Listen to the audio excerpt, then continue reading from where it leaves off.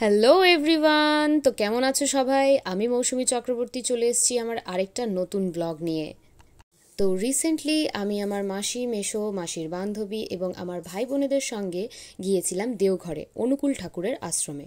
তো দেখতেই পাচ্ছ আমরা স্টেশনে পৌঁছে গেছি ট্রেনের জন্য। টুকিটাকি ফটো তুলতে তুলতে ট্রেন এসে যায় আর আমরা চলে আসি দেওঘরে। স্টেশন থেকে নেমেই আমরা অটো নিয়ে নিয়েছিলাম, তাই আর স্টেশন চত্বরে ফটো তোলা হয়নি। তবে চাপ নিও না, একটা ফটো তো তুলেই নেব। নীল কালো চশমা পরে এরা হচ্ছে আমার সাঙ্গপাঙ্গ, যারা এক পায়ে তৈরি সারাটা দিন মাতিয়ে তোলার জন্য। আর এটা ভাবার পর ফিরে দেখি একই রে, এরা তো এখন থেকেই নেতিয়ে পড়েছে। এই বছর আমাদের প্রায় ৬-৭টা ট্রিপ হয়েছে, তার মধ্যে 2টো ট্রিপের আমি ব্লগ আপলোড করেছি আর বাকিগুলো করা হয়নি।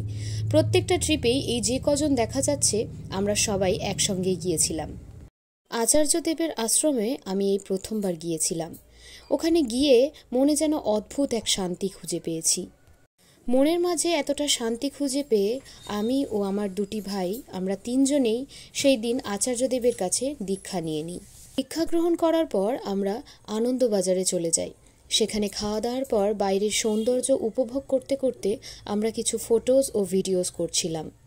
অনেকক্ষণ মনকে স্থির রেখে বাইরের সৌন্দর্য দেখতে দেখতে মাথার পোকাটা হঠাৎই নড়ে ওঠে আর আমরা আবার এই রকম ধরনের ভিডিও করতে থাকি।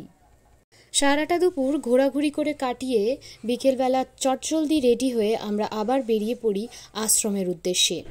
বেশ কিছুক্ষণ নিজেদের ছবি তোলার পর আমরা বাইরের ভিউটারও কিছুটা ছবি তুলে নিয়েছিলাম। এখানে ছবি তোলা নিষেধ থাকায় আমরা সিকিউরিটি গার্ডের কাছে কিছুক্ষণের জন্য পারমিশন নিয়ে শুধুমাত্র পাখিগুলির ছবি ও ভিডিও তুলে নিই। এখানকার পরিবেশ এতটাই মন্ত্রমুগ্ধ যে এখানে একবার আসবে সে আর কখনোই যেতে চাইবে না। বিকেল থেকে ঘোরাঘুরি নিয়ে আমরা এতটাই মত্ত ছিলাম যে বিকেলের চাটাই মিস করে যাই, আর তার জন্য সবার প্রচণ্ড মাথা ধরেছিল।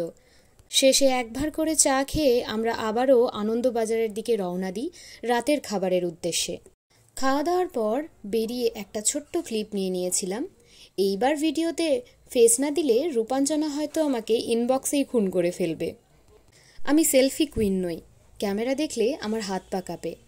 তবে আমি গলা ছেড়ে গান করতে ভীষণ ভালোবাসি, তাতে আমার গান কতই বাজে হোক। রাত্রি 11টায় আশ্রমের হোটেলে পৌঁছে কিছুক্ষণ রেস্ট করার পর আমরা আবার রাত 3টের সময় রওনা দিই আসানসোলের উদ্দেশ্যে। আমি আমার জীবনে কখনো মামাবাড়ি ও মাসির বাড়ি ছাড়া কোথাও ঘুরতে যাইনি। আমার এতগুলো ট্রিপ, এত জায়গায় ঘুরতে যাওয়া শুধুমাত্র আমার মাসি মেসোদের জন্য। শরীর জোড়া ক্লান্তি ও চোখ জোড়া ঘুম নিয়ে আমরা রাত 3টের সময় ট্রেনে উঠে পড়ি। ট্রেনে উঠতেই সবাই ঘুমিয়ে পড়েছিল, আমি, আমার মাসি ও তার বান্ধবী ছাড়া।